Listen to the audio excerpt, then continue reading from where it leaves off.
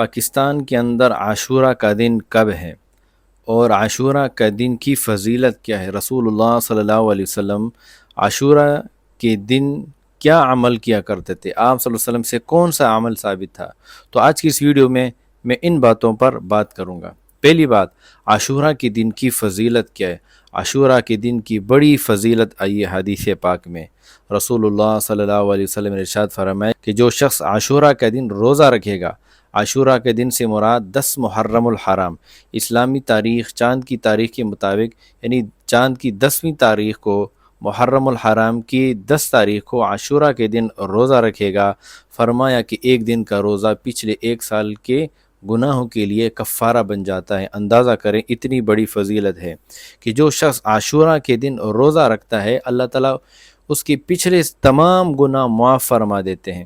ایک بات یاد رکھیں، گناہوں کی معافی سے مراد صغیرہ گناہ ہیں، کبیرہ گناہ بغیر توبہ کے معاف نہیں ہوتی۔ اور اسی طرح حضرت ابن عباس رضی اللہ تعالیٰ عنہ ارشاد فرماتے ہیں کہ نبی کریم صلی اللہ علیہ وسلم جب مکہ سے مدینہ آئے، مدینہ ہجرت کی، تو آپ صلی اللہ علیہ وسلم نے یہودیوں کو دیکھا کہ وہ عاشورہ کے دن روزہ رکھتے تھے۔ تو آپ صلی اللہ علیہ وسلم نے یہودیوں سے پوچھا کہ آپ اس دن روزہ کیوں رکھتے ہیں؟ تو انہوں نے کہا کہ اس دن حضرت موسیٰ علیہ السلام اور بنی اسرائیلیوں کو فرعون سے نجات ملی تھی، تو لہذا موسیٰ علیہ السلام نے شکرانے کے طور پر عاشورہ کے دن روزہ رکھا تھا، ہم اس لیے روزہ رکھتے ہیں۔ تو آپ صلی اللہ علیہ وسلم نے فرمایا کہ موسیٰ سے زیادہ تو ہم حق رکھتے ہیں کہ ہم اس دن روزہ رکھیں۔ چنانچہ آپ صلی اللہ علیہ وسلم نے اس دن روزہ رکھا اور اپنی امت کو روزہ رکھنے کی تعلیم دی۔ اور مزید آپ صلی اللہ علیہ وسلم کے بارے میں آتا ہے کہ آپ صلی اللہ علیہ وسلم نے ارشاد فرمایا کہ اگر میں اگلے سال زندہ رہا تو میں 9 محرم الحرام کو بھی روزہ رکھوں گا، یہودیوں کی مخالفت کی وجہ سے۔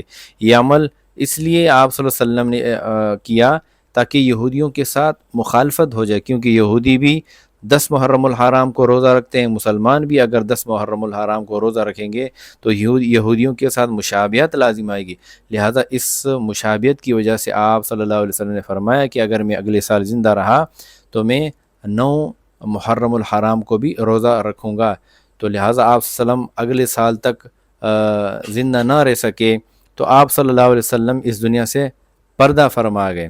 لہٰذا علماء فرماتے ہیں کہ 10 محرم الحرام کے دن، عاشورہ کے دن روزہ رکھنے کے ساتھ ساتھ ہم نے ایک اور روزہ بھی ملا لینا ہے، جیسے کہ رسول اللہ صلی اللہ علیہ وسلم نے اپنے ارادے کا اظہار کیا۔ 9 محرم الحرام کو روزہ رکھیں یا اس کے ساتھ 10 محرم الحرام کے روزے کے ساتھ، عاشورہ کے روزے کے ساتھ 11 تاریخ کا روزہ رکھیں تاکہ یہودیوں کے ساتھ مشابہت لازم نہ آئے۔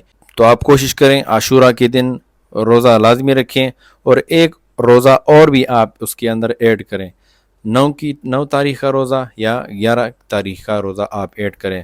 دوسری بات، پاکستان کے اندر عاشورہ کا دن کب ہے؟ تو پاکستان کے اندر عاشورہ کا دن 6 جولائی بروز اتوار کو عاشورہ کا دن ہے، یعنی آپ 6 جولائی کو بھی روزہ رکھیں اور 7 جولائی کو بھی آپ روزہ رکھیں۔